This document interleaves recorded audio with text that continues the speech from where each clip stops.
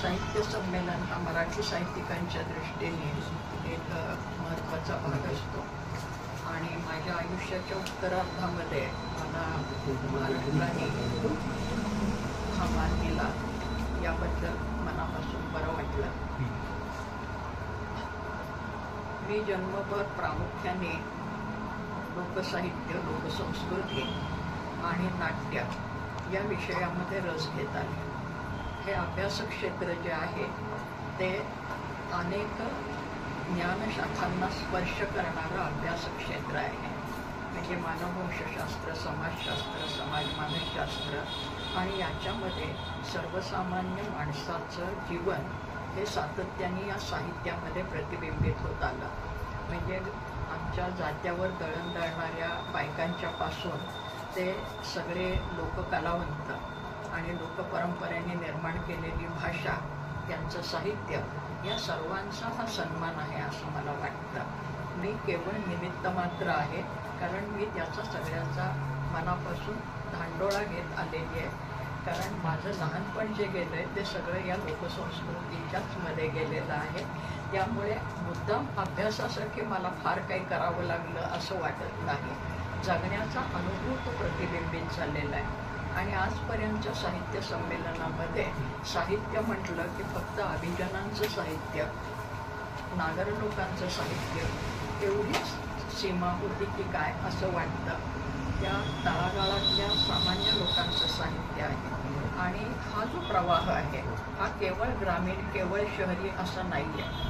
माझ्या मते अगदी माणसाच्या आदिम अवस्थेपासून आजपर्यंतचा जो प्रवास आहे तो सगळा प्रवास लोकसंस्कृतीमध्ये प्रतिबिंबित होतो. आणि तो केवळ लिखित साहित्यातच नाही, कारण लोकपरंपरा ही लिखित नाही आहे, ती मौखिक आहे प्रामुख्याने. पुढे त्यांची लिखित स्वरूप संशोधकांनी केली नाही असं नाही, सरोजिनी बाबरांच्या सारख्या आणि अनेकांनी, परंतु मुळात ते मौखिक आहे. आणि दुसरी एक अतिशय महत्त्वाची गोष्ट मला जन्मभर जाणवत आली की माणसं म्हणत आली लोकसंस्कृतीच्या आणि लोकसाहित्याच्या बाबतीत की हे अडाणी लोकांनी निर्माण केलेलं साहित्य, त्याला माझा पूर्ण विरोध आहे. कारण अनक्षर आणि अडाणी याच्यामध्ये फार मोठा फरक आहे. आमची ग्रामीण जनता किंवा आजपर्यंतची लोक ही अनक्षर असते, कारण साक्षर होण्याची संधी या समाजामध्ये फार थोड्या लोकांना परंपरेने दिलेली आहे. ज्याला आपण सार्वत्रिक आधुनिक शिक्षण म्हणतो ते इंग्रजोत्तर काळातच सुरू झालेलं आहे. तोपर्यंत सर्व उच्चवर्णीय आणि स्त्रियासुद्धा साक्षर होत्याच असं नाही. त्यामुळे शिक्षण आणि शहाणपण यात फार मोठं अंतर आहे माझ्या मते. आणि म्हणून आमची लोकपरंपरेतली जनता ही शहाणी आहे, विचार करणारी आहे, आपल्या जीवनाचा अन्वयार्थ लावणारी आहे. आणि तो अन्वयार्थ त्यांच्या बोलण्यातनं, वागण्यातनं, चालीरीती, रूढी, देवदेवता, त्यांच्या उपासना पद्धती, उपासनेसाठी केली जाणारी ज्याची विधिविधानं आहेत त्याच्यातनं निरनिराळ्या ज्या कला झाल्या, गोंधळ, जागरण, या लोकसंस्कृतीमधल्या अभिजनांच्या पेक्षा सुद्धा वेगळ्या आहेत. आणि ती सगळी कलांची मुळं तिथे आहेत. सर्व कलांची मुळं ही लोकसंस्कृतीमध्ये दिसतात. मग त्याच्यात चित्र असेल, शिल्प असेल, नृत्य असेल, नाट्य असेल, वाद्य असेल, ही तुम्हाला लोकपरंपरेमध्ये सगळीकडे दिसतात. आणि त्याच्यातून अभिजन संस्कृती उन्नत होत गेली. त्यामुळे हा जो सगळा प्रवास आहे तो माझ्या मते लोकसंस्कृतीचा प्रवास हा आदिम ते अद्यतन, म्हणजे आदिम अवस्थेपासून आजपर्यंतचा माणसाच्या जगण्याचा प्रवास हा लोकसंस्कृतीच्या सर्व अंगामध्ये प्रतिबिंबित झालेला आपल्याला दिसतो. आणि त्याचा शोध घेण्याचा आनंद मी फक्त जन्मभर घेत आहे. आणि तो आनंद हा माझा सगळ्यात मोठा पुरस्कार आहे. कारण ही संस्कृती समजून घेताना आपण आपल्याला जास्त समजतो आहोत, समजून घेतो आहोत असं वाटतं. दुसऱ्या कोणाला शहाणपण शिकवणं हा त्यात उद्देश नाही आहे. आपणच आपल्याला नीट समजून घेत राहणं हा या सगळ्या मागोवा घेण्याच्या पाठीमागचा उद्देश आहे. आणि तो मला जन्मभर आनंद मिळाला. त्याच्यासाठी जे जे कारणीभूत झाले त्या सगळ्यांची मी मनापासून कृतज्ञ आहे आणि ऋणी आहे. आणखीन एक मला मुद्दाम बाब नोंदवायची आहे की आमच्या काळामध्ये, मी आज 85 वर्ष पूर्ण झाली आहेत नुकतीच, 80-85 वर्षापूर्वी उच्चवर्णीय कुटुंबामध्ये जन्माला आलेल्या मुलीवर जे जे काही संस्कार असायचे पारंपरिक घरात ते त्यावेळेला झाले, पण त्यातनं लवकर बाहेर आले. याचं अतिशय महत्त्वाचं कारण आजच्या लोकांना कदाचित ते बरं वाटणार नाही किंवा विपरीत वाटेल की आमच्या आईवडिलांनी आमची करिअर नावाच्या भानगडीकडे लक्ष दिलं नाही. म्हणजे औपचारिक शिक्षण ज्याला म्हणतात त्या औपचारिक शिक्षणाकडे लक्ष न देता, म्हणजे ते आम्ही घेतलं, पदव्या घेतल्या, नोकऱ्या केल्या, त्याबद्दल वाद नाही, परंतु ही पुस्तकं वाचताना आणि हे करताना माणूस जास्तीत जास्त समजून घेण्याचा प्रयत्न हा सातत्याने केला. आणि शिक्षण हे त्याच्यासाठी पूरक म्हणून उपयोगी ठरलं. ग्रंथवाचन, त्या ग्रंथवाचनाला त्याला सैद्धांतिक बळ मिळालं निरीक्षणाला. तेव्हा ग्रंथवाचन, त्यांचे गुरु ही सगळ्यात महत्त्वाची गोष्ट आहे, त्याबद्दल वाद नाही. परंतु हा सगळा या परंपरेचा धांडोळा घेणं हा या लोकसंस्कृतीचा उद्देश आहे असं मला वाटतं. आणि तो एक चिमूटभर आनंद मी स्वतः घेत आले आणि माझ्या संगतीत अनेकांना तो मिळाला की नाही मला माहीत नाही, पण तो मी प्रयत्न केला आणि त्याची दखल मराठी सांस्कृतिक आणि साहित्यिक विश्वाने या माझ्या आयुष्याच्या उत्तरायणात घेतली, याचा मला समाधान आहे. साहित्य त्यावेळेला मिळालं पाहिजे किंवा सायंकाळी का मिळेना तो मिळायला हवा होता, काय वाटतं तुम्हाला? हां, सायंकाळी म्हणजे अगदी टेनिसांचा नको करकरी, पण थोड्याशा ज्यावेळेला आपण वृद्धावस्थेच्या उंबरठ्यावर असताना मिळाला तर शारीरिक आणि मानसिक उमेद ही जरा जास्त राहू शकते.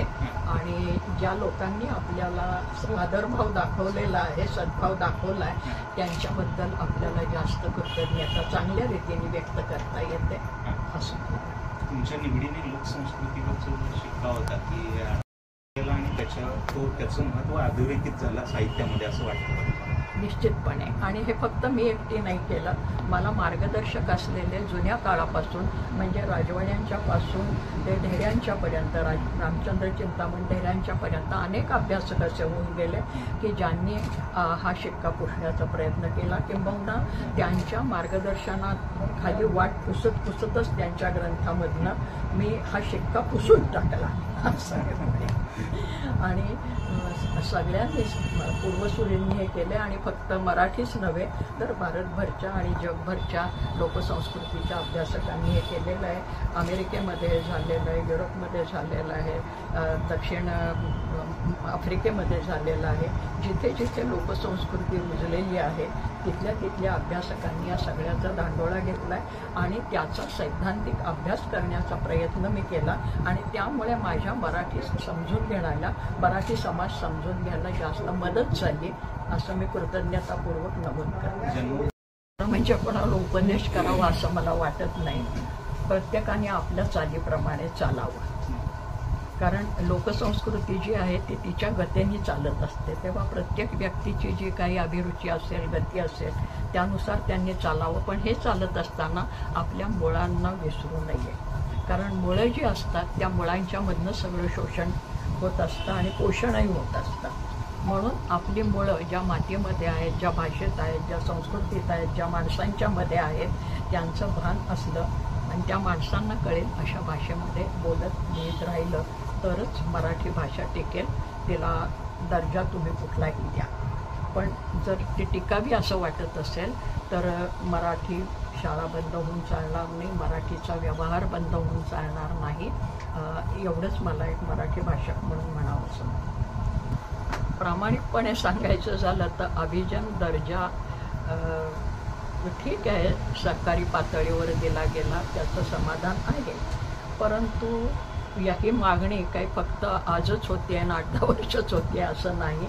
समाजामध्ये उच्चभ्रूंची जी भाषा असते तिला नेहमी सन्मान दिला जातो आणि जी सर्वसामान्यांची भाषा किंवा संस्कृती असते ती डावलली जाते.